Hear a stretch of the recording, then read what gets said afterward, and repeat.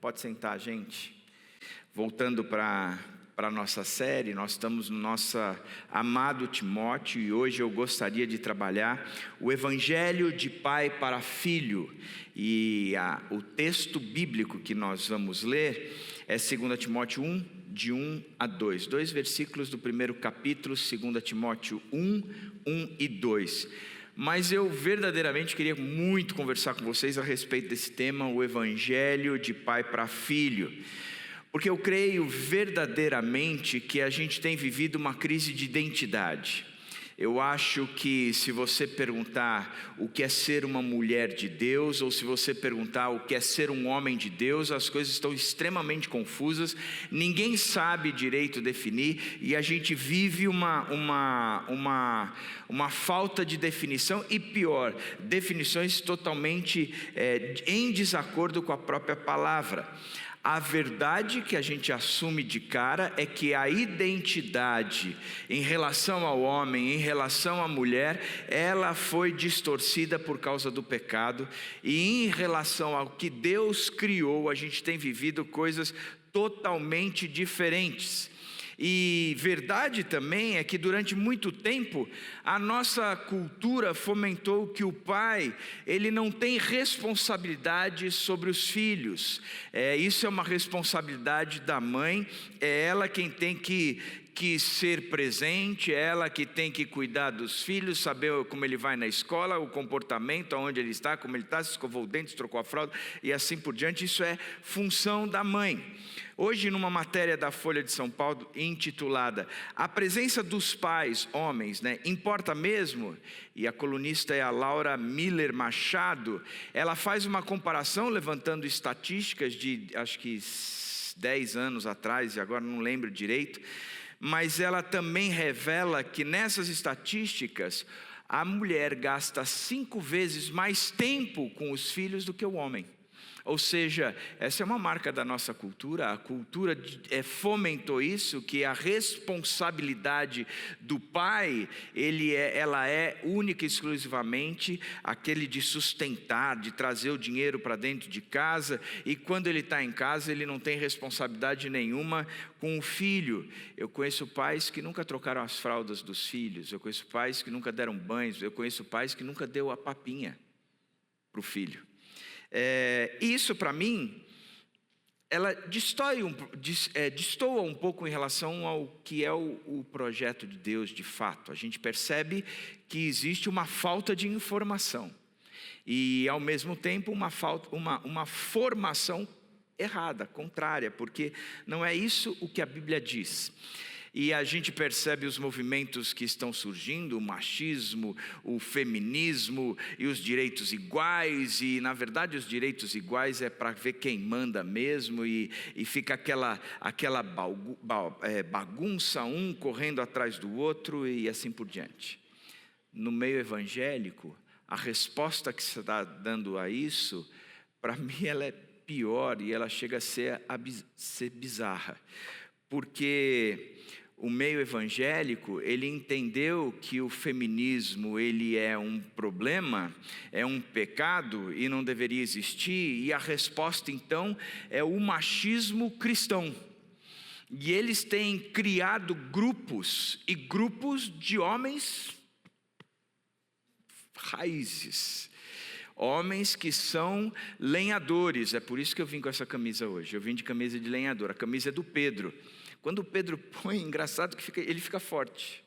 Quando eu ponho, a camisa fica forte em outros lugares. Eu não sei por que isso, mas a questão é que hoje, e não é brincadeira, é verdade, o conceito é: o homem cristão, ele tem que ser esse lenhador. Se ele quer criar fazer uma fogueira, ele chuta a árvore, e com o chute ele quebra a árvore toda, ele transforma em lenha com o dente, ele risca o fósforo no olho, ele toca fogo e cria e faz a fogueira acender, e se precisa o forno, ele cospe e apaga aquele fogo. Existe um movimento, inclusive, que eles fazem a seguinte campanha: venham nos encontrar, encontro às quintas-feiras à noite, aonde a gente vai estudar a Bíblia e fumar tabaco. Gente, onde a gente chegou? É esse o movimento que se chama? Gente que coloca a roupinha tipo escoteiro e tem os gritos, se reúne. Eu falo, eu não consigo enxergar esse movimento como algo que vem de fato de Deus, essas confrarias, esses encontros, essas coisas, porque a minha pergunta é: aonde está a imagem de Jesus nessa história? Se o homem é isso, por que Jesus não deu um grito com os 12 discípulos? Chamou e vem cá, andamos sobre as águas. Por que não? Por que a gente não viu, por exemplo, em Jesus, um favorecimento dizendo: sou eu que mando dentro de casa e assim por diante? Qual é a imagem que de fato nós temos? O que é que a Bíblia trabalha? Porque essa questão se perdeu. E é porque foi perdida que a gente está vendo tanta bagunça. O povo não tem ido de fato para a Bíblia e não tem entendido, a partir da Bíblia, qual a identidade do homem, qual a identidade da mulher. E se você não tem identidade, você não sabe nem o papel. Você não sabe nem mesmo o que fazer dentro de casa, o que fazer no emprego e assim por diante. Então eu quero propor a leitura desse texto e a partir dele elaborar uma definição da imagem e do papel do homem dentro de casa. O texto diz o seguinte: Paulo, apóstolo de Cristo Jesus pela vontade de Deus, segundo a promessa da vida que está em Cristo Jesus, a Timóteo, meu amado filho. Paulo começa essa carta, é a última carta escrita por Paulo, são as últimas palavras que nós temos, que foi proferidas pelo apóstolo Paulo, e logo depois ele é morto, ele é decapitado, e a gente então tem esse conteúdo. Ele escreve essa carta a um jovem chamado Timóteo. Timóteo, ele foi companheiro de Paulo em suas viagens missionárias e por várias vezes ele se tornou o representante de Paulo. Paulo o enviava como se ele estivesse presente, o próprio Paulo estava lá. Foi assim com a igreja de Corinto, foi assim com a igreja de Filipos, foi assim com a igreja de Tessalônicas. Quando Paulo escreve essas cartas, na prisão, a última carta dele, Timóteo estava em Éfeso, uma igreja que Paulo enviou para lá e deixou encarregado de cuidar da igreja daquela cidade, dando a autoridade de falar em nome do próprio Paulo. E ficou ali a responsabilidade para Timóteo de falar em amor, mas sendo firme, como se o próprio Paulo estivesse presente.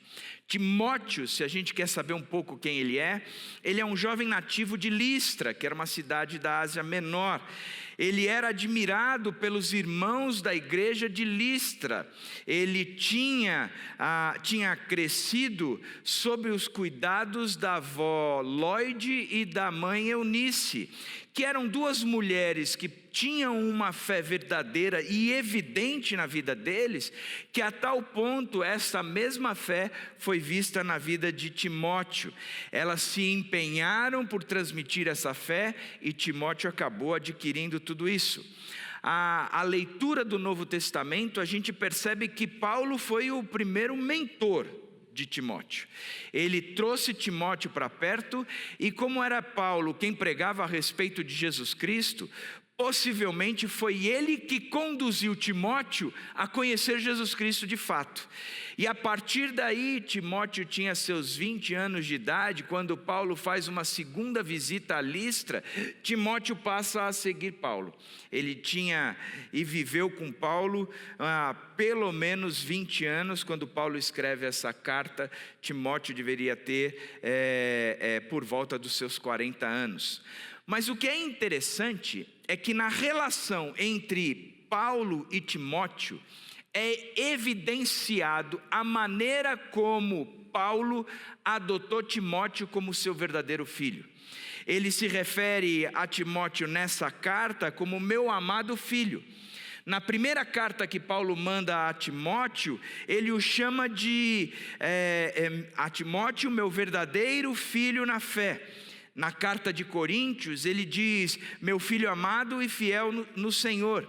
E nessa carta de Timóteo mesmo, no capítulo 2, 22, ele faz uma menção de Timóteo, sendo que Timóteo havia sido aprovado pela igreja local por atuar como um filho que se posiciona ao lado do pai no árduo trabalho pelo evangelho. Ou seja, Paulo tinha uma relação com Timóteo como um pai tem uma relação com um filho.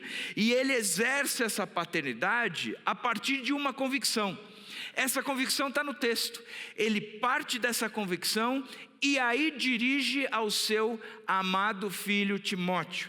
Que convicção é essa? Ele começa dizendo: Paulo, apóstolo de Cristo Jesus, ele se identifica como um apóstolo, aquele que era o líder da igreja primitiva, ele que viveu com Jesus, aquele que fundamentou a doutrina cristã e começou a difundir igrejas e essa doutrina pela Ásia Menor. Hoje a gente ouve muita gente se autodenominar apóstolo, mas apóstolo na Bíblia é aquele que fundamentou doutrina, e a doutrina está encerrada, é aquele que caminhou com Jesus de fato, e foi enviado por Jesus para essa implantação de igreja, e então você percebe que Paulo tinha essa característica toda, e aí ele se apresenta: eu sou apóstolo. Mas ele não para como um apóstolo qualquer, ele diz: eu sou apóstolo segundo a promessa da vida que está em Cristo Jesus. E que frase! Ele diz: eu sou apóstolo, segundo a promessa da vida que está em Cristo Jesus, então o exercício da paternidade sobre a sua vida faz sentido, Timóteo, meu amado filho. O que significa essa promessa da vida que está em Cristo Jesus? Por que que Paulo coloca essa promessa da vida que está em Cristo Jesus? E por que que nós podemos relacionar essa promessa com a paternidade que dá tanta autoridade a Timóteo, a Paulo, para tratar Timóteo de forma tão carinhosa, mas não porque houve uma empatia, mas porque havia uma convicção, uma identidade. Ele sabia quem ele era e ele sabia por que ele era quem ele era, qual era o seu papel na vida de Timóteo. Para isso eu quero voltar lá para Gênesis 1, 2 e 3 e ver com você algumas características da criação. Primeiro, em Gênesis 1, 26 e 27, então disse Deus: façamos o homem à nossa imagem, conforme a nossa semelhança. Criou Deus o homem à sua imagem, a imagem de Deus o criou, homem e mulher os criou. O casamento ele é caracterizado logo de cara na criação. O casamento faz parte da criação. O casamento é um movimento de Deus na criação. Deus chega e diz: nós precisamos fazer o homem à nossa imagem e semelhança. Quem é que fala isso? Se você enxerga que está na primeira pessoa do plural, façamos, significa que não foi o Deus Pai que disse essa frase, porque ele então farei. Não foi o Filho e nem foi o Espírito, mas foi a própria Trindade dizendo: façamos nós, o homem, à nossa imagem e semelhança. E o que é imagem? E eu já falei inúmeras vezes aqui na igreja, mas vou repetir, porque eu tenho certeza que existem algumas pessoas que não entendem nada do que eu falo, não prestam atenção em nada do que eu falo, principalmente se são palmeirenses. Aí eles se travam em relação a mim. O que significa imagem? Você nunca se viu que não seja por intermédio de uma imagem. Você nunca se viu que não seja num espelho, num filme ou numa fotografia. Deus se vê quando Ele imprime a imagem no homem na criação. E o que significa semelhança? Qual é o propósito de Deus aqui na criação? O que é que Ele está fazendo? O que é que Ele produziu? Ele criou um jardim e Ele está levando esse jardim a uma cidade. E Ele coloca o homem nesse jardim e diz: vocês têm a minha semelhança.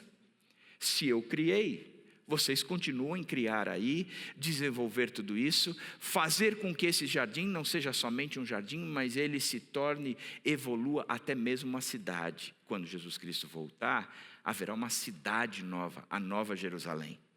Ok, mas este movimento é brilhante quando a Trindade diz: façamos o homem à nossa imagem e semelhança, e aí ele conclui: homem e mulher os criou à sua imagem e semelhança. Na cabeça da gente, a gente cresce pensando que Deus formou o homem, a imagem dele, depois tirou a costela e aí fez a mulher, já a imagem do homem. Na narrativa bíblica de Gênesis, ele está dizendo que ele criou o homem e a mulher, a imagem e semelhança da Trindade.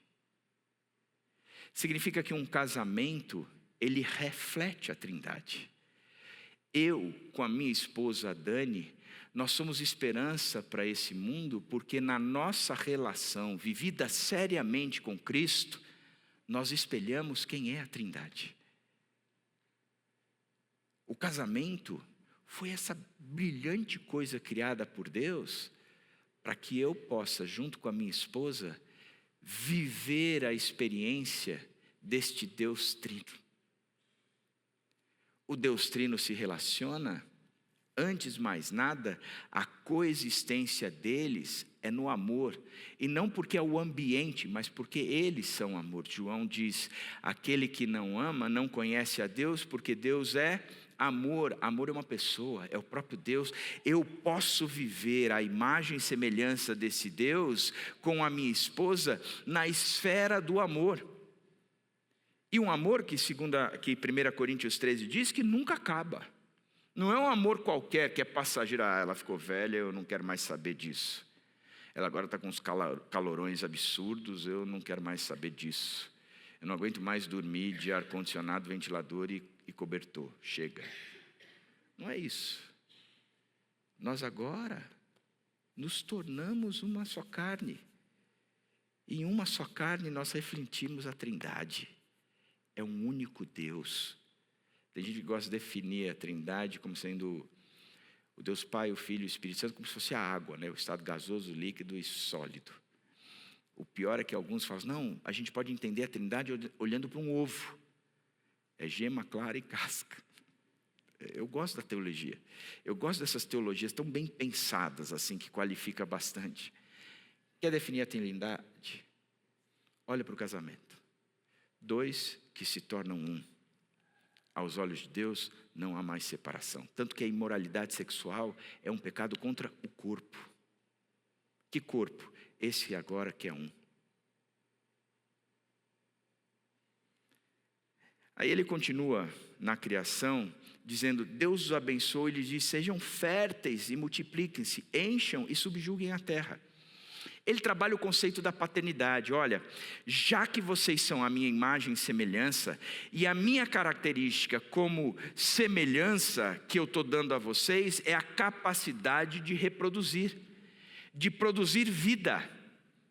Da mesma forma como eu produzi a vida que são vocês dois também podem reproduzir vida.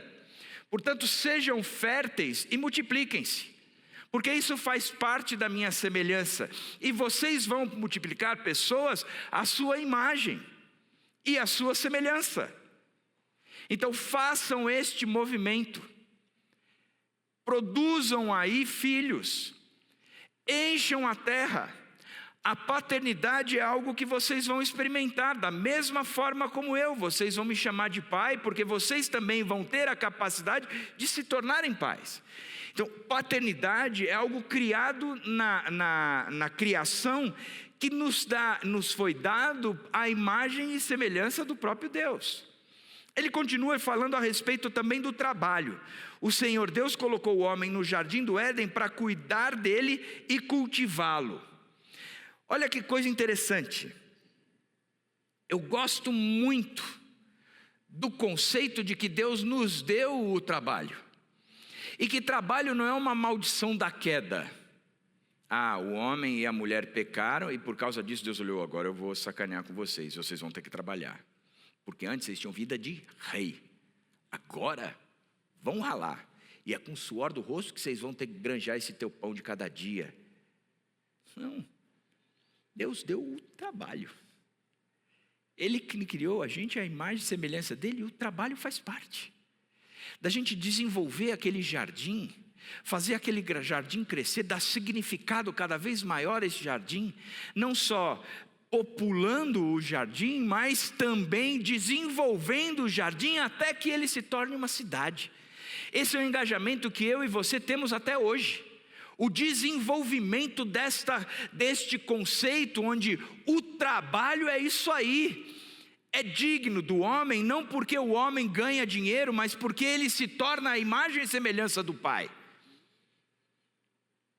Então ele diz: eu estou criando vocês e estou colocando no jardim para vocês cultivarem, cuidar dele, tornarem-o cada vez maior e melhor. E aí ele estabelece a condição como tudo isso funciona.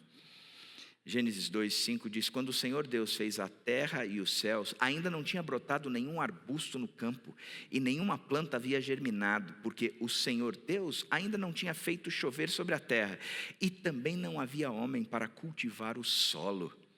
Deus diz: olha, o meu processo eu estou criando este mundo todo e estou colocando vocês como aqueles que são a minha imagem e semelhança.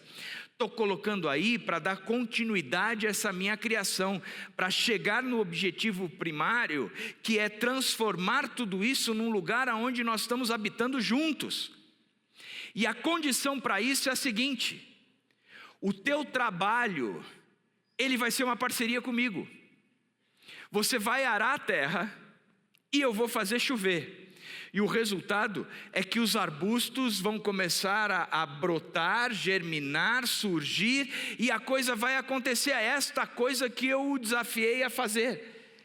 É algo que nós fazemos juntos, é parceria. Nós caminhamos nesse processo, porque a minha criação não foi simplesmente colocar vocês no mundo e dizer: cuidem. Não, nós estamos fazendo juntos tudo isso aqui. Eu sou um Deus que amo habitar no meio do meu povo. Eu sou um Deus que, como pai, adoro, curto pra caramba viver, trabalhar, desenvolver tudo o que precisa ser feito com os meus filhos. Nós estamos juntos. E como eu sou o Deus soberano, naquilo que eu propus da gente chegar, a gente vai chegar. O meu projeto a gente vai cumprir. Então vai firme aí. Faça a tua parte que eu faço a minha. Você ara a terra e eu mando chuva. E a gente vai ver o arbusto nascer, germinar e crescer na hora certa, no momento certo. O fruto do nosso trabalho vai ser bênção na criação. O problema é que a gente sabe que o homem e a mulher vão e descumprem a ordem dada por Deus, e eles comem do fruto. E aquela ordem dada por Deus, às vezes a gente vai: por que Deus fez isso, né? Por que ele fala: não coma, se comer, Belém, Belém, nunca mais estou de bem. O que Deus fez foi simples, simples. Eu sou o Deus criador de todas as coisas, e eu os criei à minha imagem e semelhança, homem e mulher. Eu quero dizer para vocês que essa parceria entre nós existe e ela é forte. Mas no dia que vocês não quiserem mais a minha parceria, basta comer daquele fruto. Se vocês comerem, eu vou entender. Eu já não faço mais parte do processo, do trabalho, da paternidade, do casamento na vida de vocês. Mas lembrem-se, se vocês comerem e me tirarem, vocês perdem a vida, porque eu continuo sendo o autor da vida. Não comam, porque se vocês comerem, vocês vão morrer. Nunca foi um castigo, uma condenação. Sempre foi uma constatação: não façam isso. Não façam isso. Vocês vão perder a vida. E o homem faz, e a partir daí, a gente olha o que acontece no casamento. O seu desejo, mulher, será para o seu marido e ele a dominará. Muita gente acredita que o homem tem que ser o cabeça, e esse cara todo forte, poderoso, que é o cara que chega em casa, que troca a lâmpada, que produz a grana, que faz uma série de outras coisas, mas essa desigualdade nesse pé ela é fruto da incompreensão bíblica. Porque a primeira injustiça social acontece quando o pecado entra naquele casal e ela, que tinha sido criada na mesma altura, no mesmo patamar, na mesma condição, alguém que auxiliasse, que estivesse na mesma, ela passa agora a viver a primeira injustiça social narrada pela Bíblia. Não foi assim que eu os criei. Quando os criei, a minha imagem e semelhança, homem e mulher os criei. Mas a partir de agora, há um domínio de um sobre o outro. Na paternidade, também há uma quebra. Ele diz: multiplicarei grandemente o seu sofrimento na gravidez, e com sofrimento você dará luz a filhos. Na cabeça da gente, a gente acha que a punição à mulher foi na hora do parto, ela sentir dor. Eu tenho uma amiga que estava dando à luz e ela no hospital gritava muito alto: a culpa é da Eva, a culpa é da Eva, a culpa é da Eva, por causa da dor que ela sentia no parto. Sinceridade, você acha que a dor de parto, ela é a condenação? Não. A fala de Deus é: a partir de agora, a paternidade, a maternidade será algo sofrido. Por quê? Porque Deus já não é mais o parceiro. Porque Deus foi tirado da parceria. Agora a paternidade se tornou algo que é única e exclusiva responsabilidade minha. Aonde o bem e o mal sou eu que tenho que escolher e decidir. E ele continua falando a respeito do trabalho. Ele diz: com sofrimento você se alimentará dela todos os dias da sua vida. Dela quem? Da terra. Ela lhe dará espinhos e ervas daninhas, e você terá que alimentar-se das plantas do campo. Com o suor do seu rosto você comerá o seu pão. Isso não é uma condenação para o homem que trabalha, mas é uma condenação para quem trabalha. Porque a mulher tem que suar da mesma forma como o homem tem que suar. A leitura errada justifica gêneros, dando qualidades a gêneros, dizendo o homem é isso e a mulher é aquilo, e a Bíblia está dizendo não tem nada a ver com isso. Tem a ver com o trabalho. O que eu estou dizendo é: antes eu era seu parceiro, lembra? Você arava e eu mandava a chuva e a gente via o arbusto brotar. Você me tirou da jogada. Agora você ara, sem ter a certeza da chuva. E ela não virá. E às vezes virá em excesso. Então não será mais simples. Porque aquele que garantiu o resultado, no propósito que aquele que criou, ele já não faz mais parte desse projeto. Agora você está morto, distante desse Deus. Portanto, ele traz esse conceito da parceria. O Senhor Deus o mandou embora do jardim do Éden para cultivar o solo do qual fora tirado. Deus foi tirado de cena. Muita gente me pergunta: para ler Gênesis 1, 2 e 3, eu preciso ler de forma literal? Tudo isso aconteceu de forma literal? Você nem precisa ler de forma literal, porque neste texto, ele não está explicando como foi criado, ele está explicando o porquê foi criado. E ele foi criado dessa forma, desse jeito. E ele conclui dizendo o seguinte: mas o Senhor Deus chamou o homem e perguntando: aonde está você? E ele respondeu: eu ouvi teus passos no jardim e fiquei com medo porque estava nu, por isso me escondi. Olha que coisa triste. Deus vinha todos os dias conversar com o casal, e o casal tinha total liberdade de conversar com Deus, contava o que eles tinham feito durante o dia, e Deus dizia: vai dar resultado porque é parceria nossa, nós estamos nesse projeto, na hora certa eu faço a chuva, na hora certa eu abençoo os teus filhos, e na hora certa, então vamos em frente porque é essa história, nós estamos caminhando junto. Deus chega e o homem já não está mais ali. Cadê você, Adão? Cadê você? Onde você está? O arbusto abre assim e diz: está me procurando? estou aqui. Eu ouvi teus passos no jardim e eu fiquei com medo. Fiquei com medo porque eu estava nu. E então o resultado de tudo isso é porque eu me escondi. Olha o movimento do texto. Primeiro, o homem pede a parceria com Deus. Já não era mais aquela relação bacana, legal, mas o homem rompeu com o próprio Deus e ele agora está sozinho. A segunda coisa é porque ele está sozinho, ele não tem mais certeza do resultado. Ele não tem garantias nenhuma do resultado.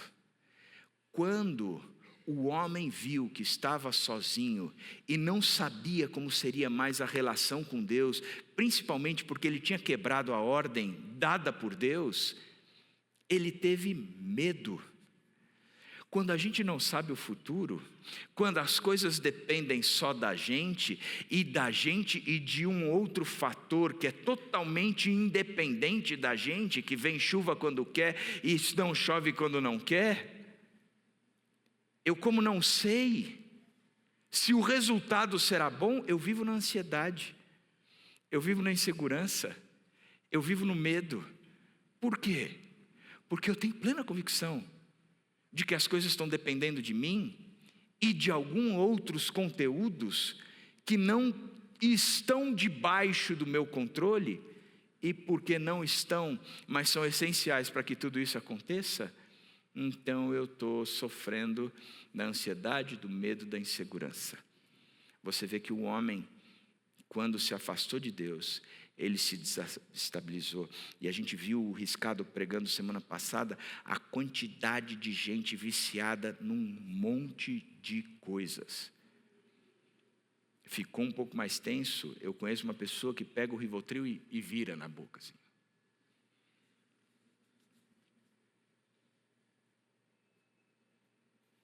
Fiquei com medo. Por isso a angústia, a ansiedade. Eu estou sozinho. O homem perde também a sua identidade que é criada em Deus. Ele antes era a imagem e semelhança de Deus, agora ele não sabe mais o que é. Ele está em dúvida, ele não entende mais o seu papel. O seu papel, ora ele acha que está fazendo certo, ora ele acha que está fazendo errado, ora ele está num movimento, aí de repente surge um outro movimento das mulheres reclamando, e a resposta não somos nós que mandamos, e vamos em frente, e aquela loucura toda. Por quê? Porque não se entende mais qual é o papel de cada um, a identidade de cada um, a tal ponto que o movimento daqui é interessante. Eu vi que estava nu, ele sempre esteve. Ele sempre esteve. O homem e a mulher sempre estiveram nus diante de Deus. Sempre estiveram. O que foi que mudou? Porque agora, a partir de não ser mais a imagem e semelhança do Deus Criador, mas agora eu sou desforcado, disforme por causa do meu pecado, eu não tenho mais coragem de mostrar quem eu sou, a minha nudez, portanto eu me escondo. E como a gente se esconde? E como a gente se esconde? Como a gente não mostra quem nós somos? Eu caminho com uma pessoa e diz, tem coisas a meu respeito que eu vou levar para o túmulo, ninguém nunca vai saber. Eu me escondi.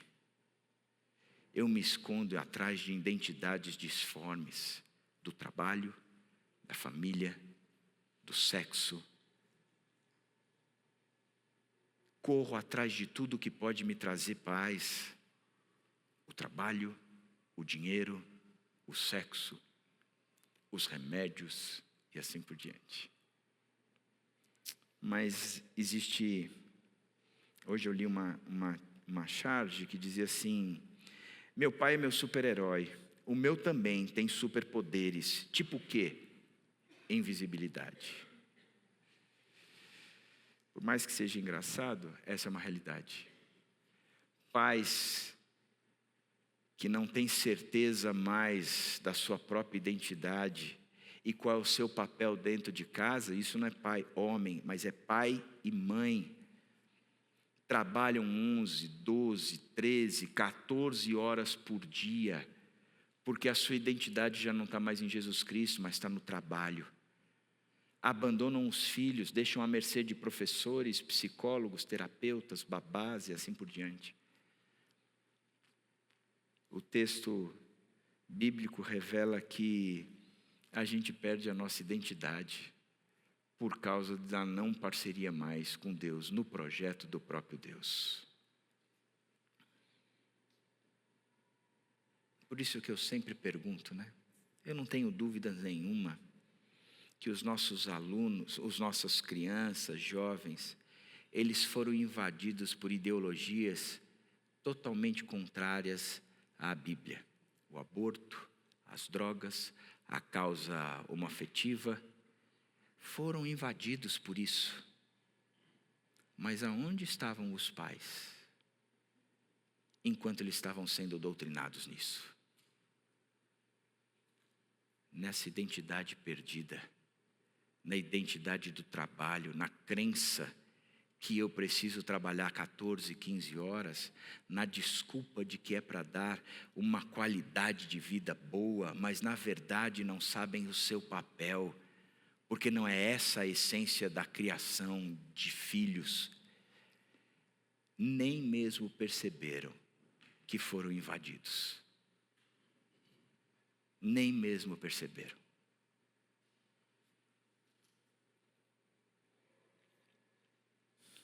Mas o texto continua dizendo: eu, Paulo, apóstolo, segundo a promessa da vida que está em Cristo Jesus, a Timóteo, meu amado filho. Paulo traz uma condição nova aqui. Ele diz: graça e misericórdia e paz. A promessa da vida que está em Jesus é possível e se realiza na graça, na misericórdia e na paz. A gente volta a encontrar a nossa identidade na graça, na misericórdia e na paz. A gente entende qual é o nosso papel na graça, na misericórdia e na paz. A graça, ela tem tudo a ver quando eu olho para este movimento que é criado pelo homem de afastar o próprio Deus e tirar Deus da jogada. Mas Deus olha e diz: vocês me tiraram da jogada, portanto vocês estão eternamente mortos, mas eu não estou feliz com isso. Eu não estou satisfeito com isso e eu não vou desistir. Porque aonde abundou o pecado, superabundou a graça. Eu vou aí, eu vou resgatá-lo, eu vou começar uma história nova, eu vou promover, a partir da morte que vocês promoveram, eu vou promover vida.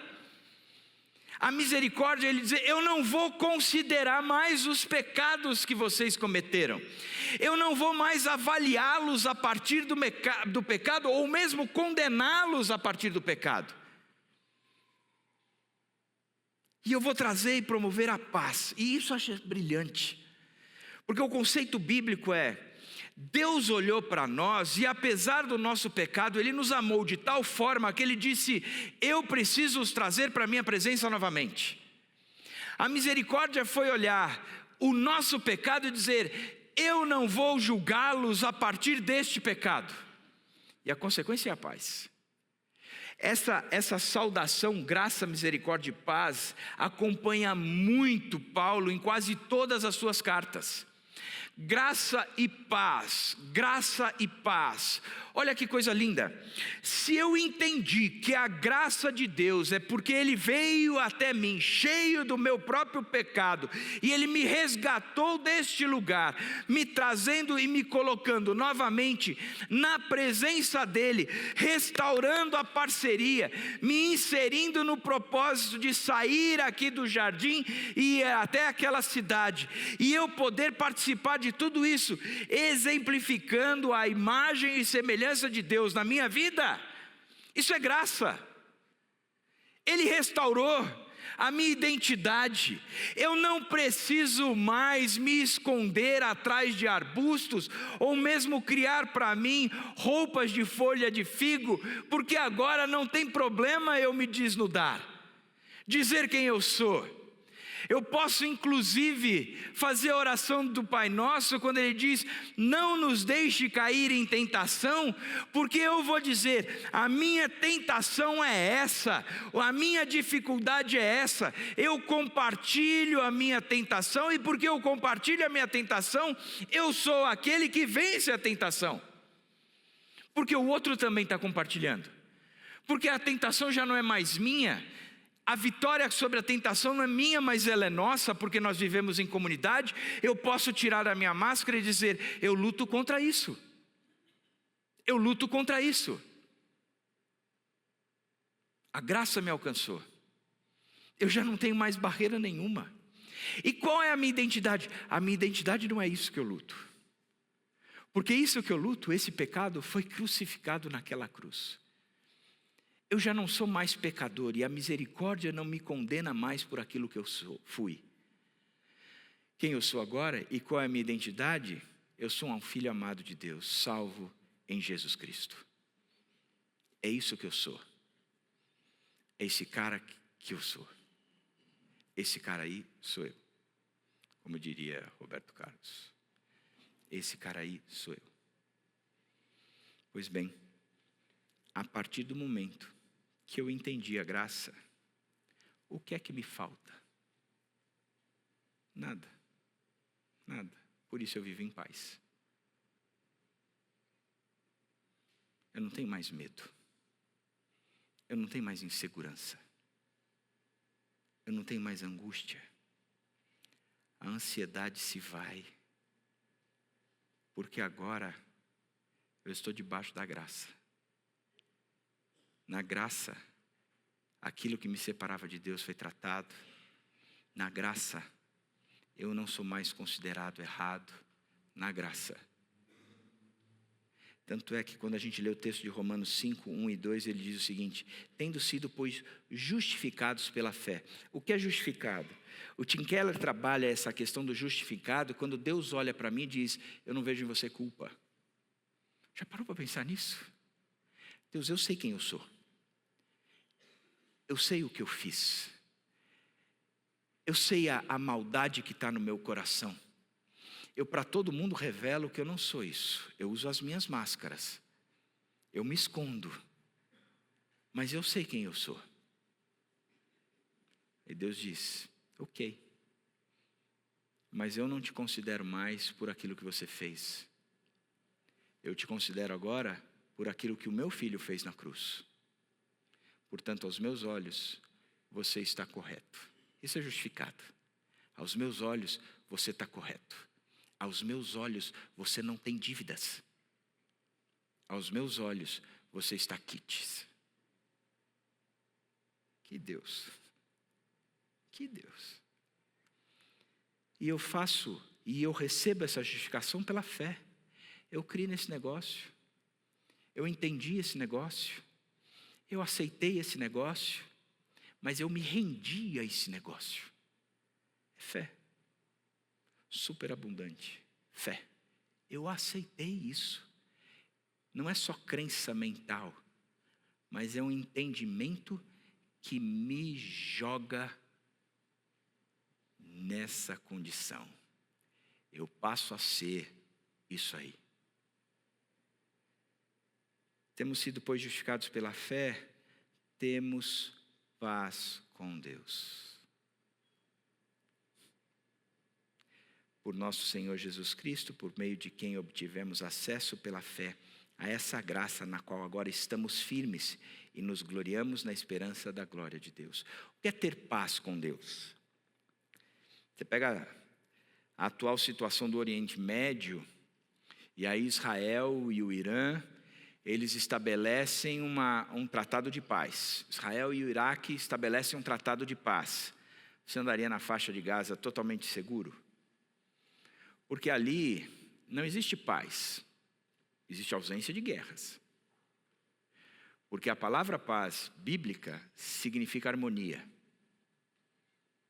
Se os dois chegassem, pisamos na bola, não, vamos separar isso aqui, vamos viver de boa, cada um com a sua parte, esse território eu estou devolvendo para você, isso a gente está acontecendo, a gente vai, ok, Está começando a falar em harmonia. Mas a ausência de guerras não é paz. A Bíblia diz que nós temos paz com Deus. Nós fomos criados para aquela parceria. Rompemos aquela parceria. A coisa ficou distante um do outro. Não havia mais como acessar o próprio Deus. De repente, Jesus Cristo vem, trata o meu pecado, me considera justo. Então, aquilo que me distanciava de Deus não distancia mais e eu tenho a paz com Ele. Agora eu vivo em harmonia.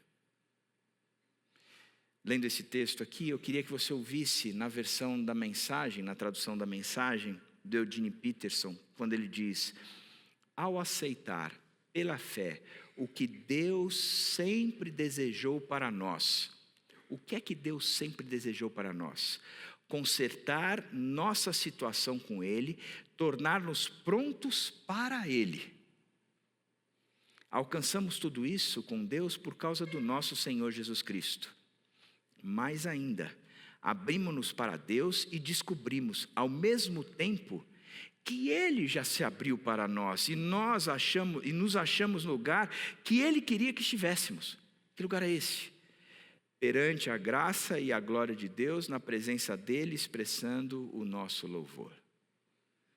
Fomos reconciliados com esse Deus. Houve aí harmonia novamente. Estabeleceu-se agora aquela parceria. Eu vivo o propósito de Deus para a minha vida. Aonde? No meu casamento, na minha paternidade, no meu trabalho, porque hoje a parceria foi resgatada por causa de Jesus Cristo. Essa é a verdade. É isso que aconteceu. Nada mais além disso. É dessa forma que as coisas se tornaram. E é tão interessante isso, que o texto de Romanos, ele não termina aí como quem dissesse: eu tenho paz com Deus e agora as circunstâncias se tornaram maravilhosas, eu vivo um mar de rosas, antes eu estava no meio de uma tempestade, um mar bravio do caramba, mas agora não. Agora é vento de proa, eu estou no mar calmo, com o céu limpo. Cara, Paulo diz o seguinte: eu me glorio nessa história que eu acabei de ler aqui para vocês, porque eu me glorio na esperança da glória de Deus, mas eu também me glorio, ele diz, nas tribulações. Pô, Paulo, que papo é esse, cara? Você vai se gloriar nas tribulações? Vai bater no peito dizendo: cara, que tribulação bacana, uhul! Adoro tribulação, gosto pra caramba. Eu fico procurando tribulação nos Tinders da vida e eu digo: olha aqui, vou dar match com essa tribulação aqui. O desemprego, dei match. Uma doença, match. A sogra foi morar em casa. Não, aí é demais, né, gente? Aí essa tribulação é sacanagem. Isso aí não é tribulação, isso é maldição. Ela não é do... Não, ele diz: a vida continua a mesma coisa. E eu me glorio nas tribulações. Por quê? Porque a tribulação produz perseverança. A perseverança produz caráter aprovado. E o caráter aprovado produz esperança. No meio da tribulação eu cresço. Lembra da mensagem do Riscado semana passada? Que as nossas lutas servem na dependência de Deus e para a gente crescer no nosso contato, intimidade e vínculo com Deus. Mas por que isso é possível? Porque eu fui reconciliado com Deus. Eu já não trilho mais esse caminho sozinho. Mesmo que eu ande pelo vale da sombra da morte, eu não temerei mal nenhum, porque o Senhor está comigo. Ele é meu parceiro, eu sou parceiro dele. Eu sei que a bondade e a misericórdia certamente me acompanharão, e um dia eu retorno para a casa do Pai. Mas eu não estou sozinho. Eu estava caminhando diretamente para a morte eterna, mas Ele me resgatou dali em Cristo Jesus, e Ele me considerou justo, e agora Ele me recolocou na presença dEle, e eu posso viver nessa presença dEle com total liberdade. Inclusive Ele me convida a estar ali com ousadia, intrepidez, a entrar ali com tudo. Não é, dá licença, eu posso. Não, entra, a casa é tua. Eu te reconciliei comigo, nós estamos na jornada de novo, o propósito da criação está sendo restaurado. Você está saindo daqui, a gente vai chegar lá. E vamos juntos. E vamos juntos. Porque é isso que Deus fez. E qual é a minha identidade? A minha identidade é Jesus Cristo. Eu não tenho nada a ver com esse perfil de homem macho, ou homem que trabalha o dia inteiro. Não, o meu perfil é Jesus Cristo. É amar como Cristo amou, é ter a esperança que Cristo promoveu, é ter a sensibilidade que Cristo teve, é perdoar como Ele perdoou, e é entender que os meus projetos já não são meus mais, mas eu vou viver de acordo com a vontade soberana dEle, e na vontade soberana dEle, aquilo que Ele propor para mim, eu vou estar vivendo, e se Ele propõe e eu vivo, a verdade é que Ele está do meu lado, e a gente vai concluir a tarefa. E com louvor. E com louvor. Seja ela do meu casamento. Eu estou casado com a Dani, mas eu sei que o Deus da paz, Ele vive comigo e com a Dani. E a gente expressa a Trindade aonde a gente vive. E essa é uma esperança para esse mundo. E essa é uma esperança para esse mundo. Ok, André, entendi o que você está falando. Eu entendi o meu papel, eu entendi a minha identidade. Mas como é que eu passo o evangelho de pai para filho? A minha pergunta para você é, como a gente ora a partir desse conteúdo? Ou dessa visão do reino? Qual é a oração que a gente deve fazer? Como nós nos portamos diante do mundo e nos debruçamos diante do Pai, como essa oração tem que ser feita? O Salmo 127 diz o seguinte: se não for o Senhor o construtor da casa, será inútil trabalhar na construção. Ele em algum momento disse que é inútil construir? Ele não disse isso. Ele disse que será inútil construir se não houver parceria aí. E qual a parceria? O Senhor é quem constrói a minha casa. Ele vira e diz, se não é o Senhor que vigia a cidade, será inútil a sentinela montar guarda. Ele está dizendo que é errado montar a guarda, comprar câmeras Verisure, colocar monitoramento eletrônico, cerca de eletrificada, um pastor alemão dentro do terreno. Ele está dizendo que isso a gente não deve fazer. A gente, para entrar nessa igreja, a gente tem que desacionar o alarme. O que ele está dizendo? Que fazer isso sozinho? Isso é besteira.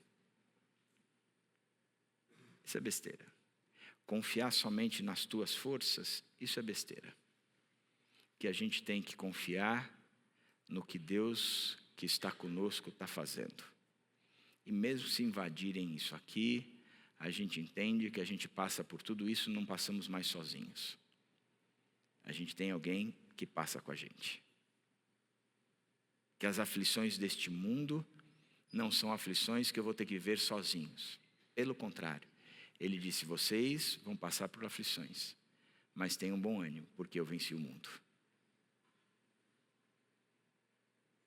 Ele acrescenta dizendo, será inútil levantar cedo e dormir tarde, trabalhando arduamente por alimento. A parceria voltou. O Senhor concede o sono àqueles a quem Ele ama. o Senhor dá aos seus amados enquanto eles dormem. O meu Redentor, que me reconciliou com Ele está no projeto de vida agora. Eu entrei no time dele. A gente está tendo uns adversários difíceis pela frente, mas eu sei qual é o final desse campeonato. A medalha de ouro já é minha. Basta eu jogar de acordo com essas regras, tendo sempre a certeza de que o meu Redentor está ao meu lado.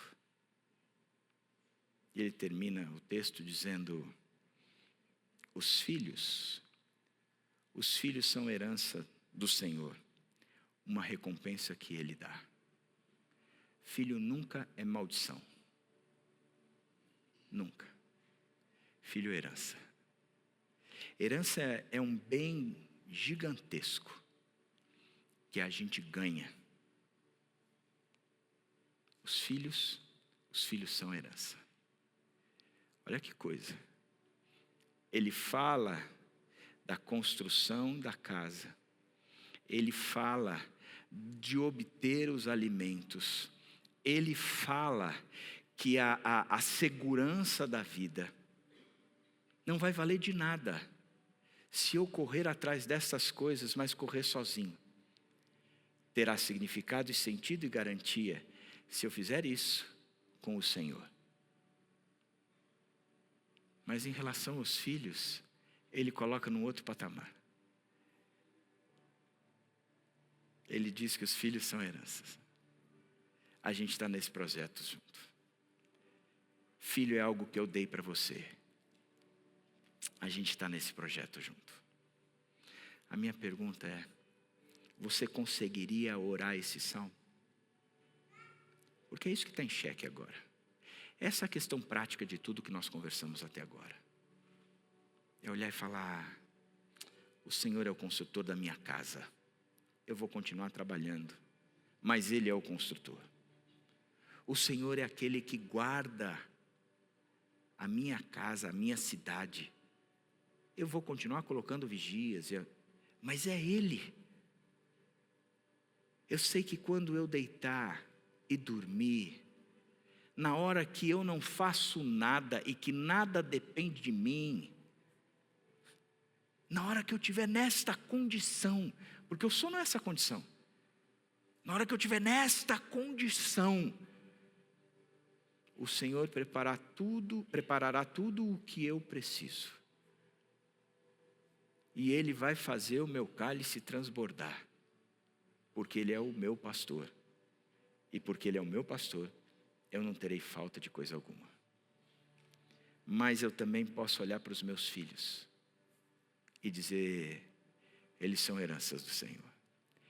Eu ganhei dele. E eles, eu tenho a garantia, a certeza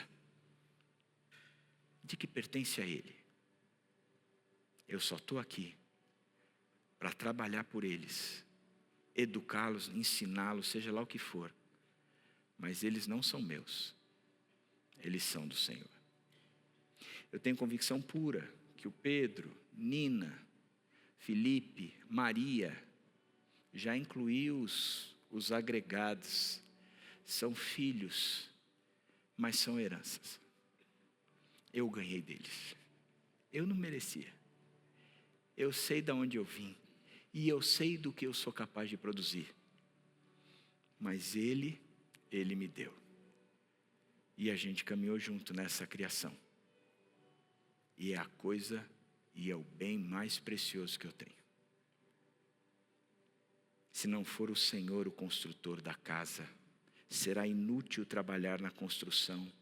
Se não é o Senhor que vigia a cidade, será inútil a sentinela montar guarda, será inútil levantar cedo e dormir tarde, trabalhando arduamente por alimento. Porque o Senhor concede o sono àqueles a quem Ele ama. O Senhor, Ele dá aos seus amados enquanto dormem. E os filhos são herança do Senhor, uma recompensa que Ele dá. Que Deus! Lucão, um amigo nosso, o pai dele me contou uma história, e o Lucão gostava muito de jogar bola, jogava com o Zé Sérgio. Já vi o Zé Sérgio dizendo que era o melhor ponta esquerda que ele viu jogar, que treinou com ele, né? Enche a bola do Lucão. Mas o Lucão, quando era moleque e era dia de treino, ele fazia a seguinte oração enquanto calçava a chuteira. Ele estava calçando a chuteira dele e ele dava o grito: Jesus, calça a chuteira aí, porque hoje é dia de treino. Essa oração, ela é fundamentada no mesmo princípio que o Lucão. Jesus, estou construindo a minha casa.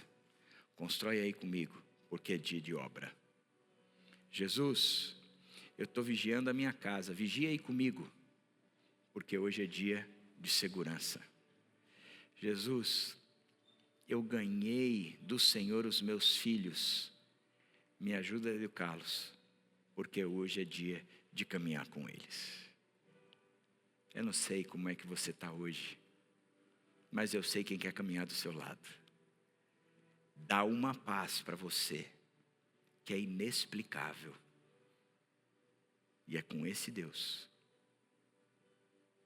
que Jesus nos chama a caminhar. Ele diz: eu o levo até lá, porque eu sou o caminho, eu sou a verdade e eu sou a vida. Qual é a paternidade?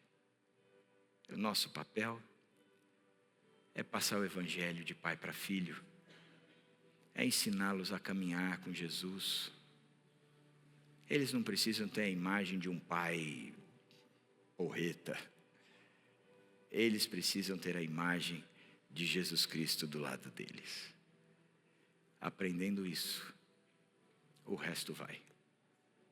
Que Deus nos abençoe ricamente.